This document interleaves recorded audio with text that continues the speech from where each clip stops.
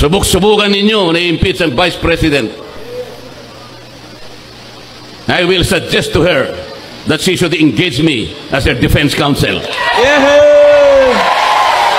There is only one office. There is no other office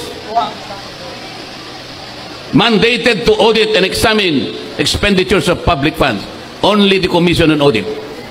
Pag sinasabi ko, walang hustisya ang ginagawa natin, you are not following the rule of law, tinanggal nila ko sa Justice Committee. Kasi i-impeach nila yung Vice President. Para hindi na ako siguro makasali, tinanggal nila ako sa Justice Committee. Ang sabi ko sa kanila, yun ang akala nyo.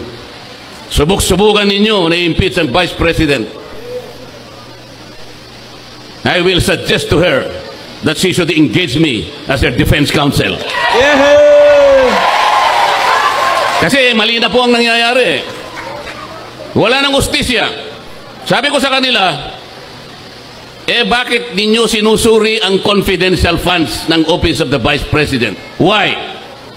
If you are honest in trying to enact a particular law, kasi po, inquiry in aid of legislation, there are more than 400 offices and agencies of government, beneficiaries of confidential funds. They were also notified by the COA. Meron silang audit observation memo. Bakit yung opisina lang ng Vice President ang ating iniimbestigahan kung talagang hindi kayo namumulitika? 400 offices ayaw nyong imbestigahan. Only the Office of the Vice President. Politika po ito.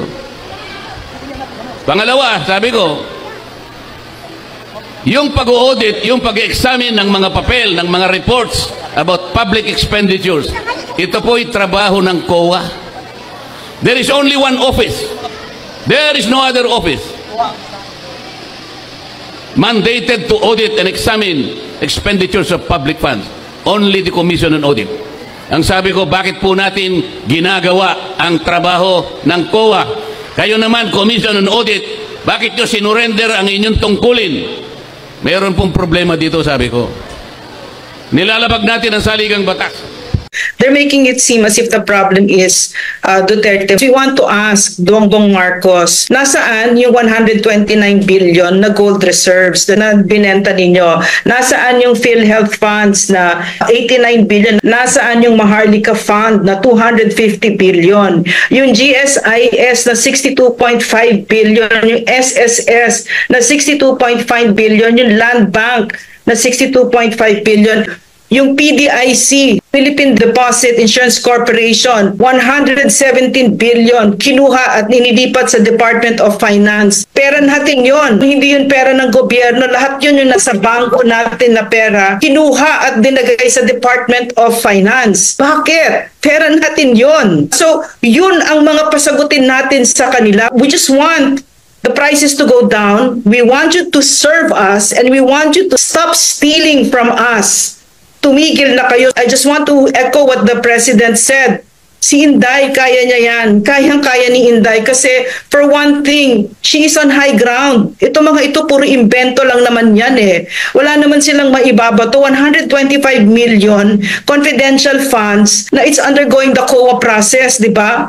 Pero magkano yung confidential funds ng President, Intel funds, etc.